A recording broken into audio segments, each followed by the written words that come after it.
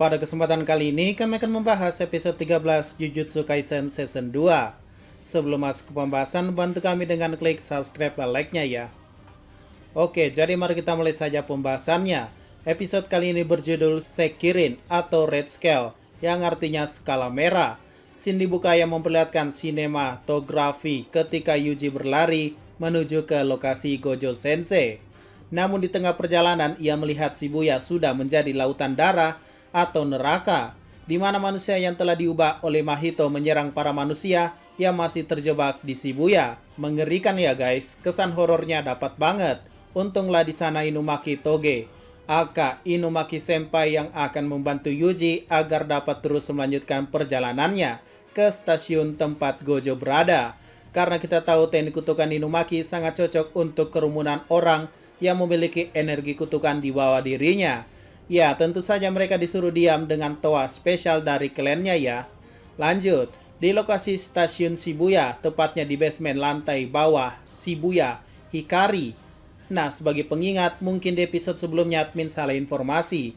Jadi yang pecah atau tabir yang hancur itu kayaknya milik Gojo Sensei, alias tabir yang ada di dalam. Sedangkan di luar masih belum hancur ya. Itulah kenapa Yuji bisa masuk ke dalam basement Shibuya Hikari. Oke, lanjut. Baru saja sampai, Choso langsung melihat Yuji dan dengan penuh amarah, ia pun melancarkan teknik kutukannya yang bernama konvergensi atau Byakuren, yaitu sebuah teknik memadatkan darah hingga batas absolutnya. Teknik konvergensi ini menembakkan darah yang terpadatkan ke satu titik. Kecepatan awal darah ditingkatkan oleh energi kutukan melebihi kecepatan suara. Dan nama teknik ini adalah piercing blood atau tikaman darah atau senketsu. Choso lagi-lagi menembakkannya pada Yuji. Namun untungnya Yuji bisa menghindarinya dan mendaratkan serangan. Ya, walaupun tangan Yuji ada bolong sih, tapi nggak ngaruh lah. Choso pun menanyakan satu hal pada Yuji tentang adiknya, bahwa apakah mereka punya kata-kata terakhir. Yuji menjawab bahwa tidak ada, tapi mereka menangis.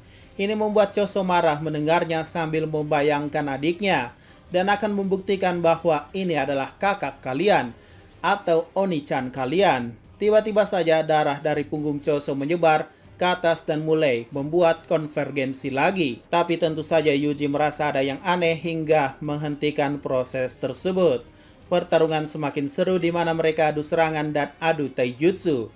Tapi terlihat Yuji sama sekali kalah telak dalam menghadapi manipulasi darah milik Choso. Dan sekali lagi dalam jarak yang jauh Choso akan melakukan senketsu. Yuji pun menyadari hal ini, bahwa serangan laser itu berbahaya, hingga mencoba untuk memancingnya menyerangnya agar bisa menyerang balik dengan timing yang pas. Untuk itulah Yuji melompat dan ketika akan jatuh, Yuji berhasil menyerang dan mengetahui titik lemah serangan senketsu bahwa itu hanyalah cepat di awal. Tapi ketika Yuji sudah dekat, Choso menggunakan teknik lain yang bernama Supernova atau Choshinsei. Nah, apa itu? Itu meledakkan beberapa bola darah yang terkondensasi dengan konvergensi dan menembakkan peluru darah yang diperkuat ke segala arah. Ya, intinya bola ledakan lah ya. Yuji pun terkena dan Yoso menciptakan pisau darah untuk menikam kaki Yuji. Tapi untungnya Yuji dengan fisik luar biasa mampu membalas.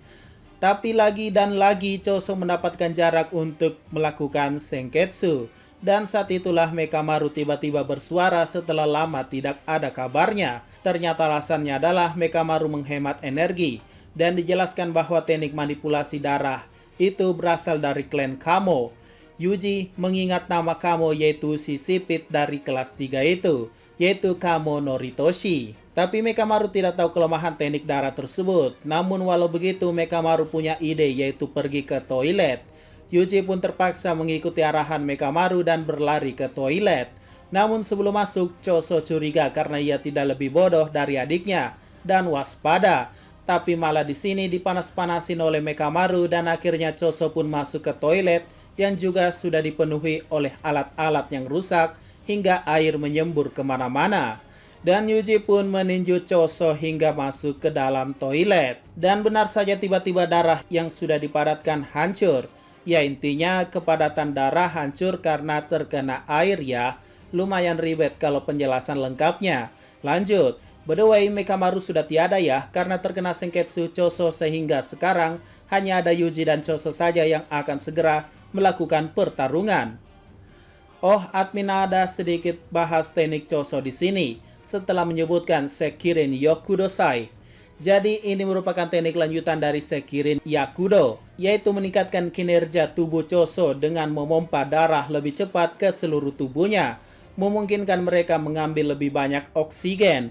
Hal ini meningkatkan denyut nadi Choso dan jumlah sel darah merah, memberikan peningkatan kekuatan dan kecepatan secara drastis. Ketika Choso mengaktifkan teknik ini, tanda darah di hidungnya menumbuhkan 2 garis vertikal di masing-masing pipinya yang melewati matanya. Nah, jika kalian sadar saat sebelum ketemu Yuji dan setelah melihat Yuji, barulah Choso mengaktifkan teknik ini. Dan saat berada di dalam toilet, ia menggunakannya lagi. Namun dengan nama teknik lanjutan yaitu Sekirin Yakudosai, yaitu sebuah teknik lanjutan yang lebih jauh meningkatkan peningkatan keluaran yang diberikan oleh Sekirin Yakudo ke tingkat yang lebih tinggi. Hal ini memberi Choso kemampuan untuk bersaing dengan kekuatan fisik Super Yuji. Ia juga dapat menyalurkannya ke fungsi tubuh tertentu seperti memfokuskannya ke otot mata untuk membaca gerakan.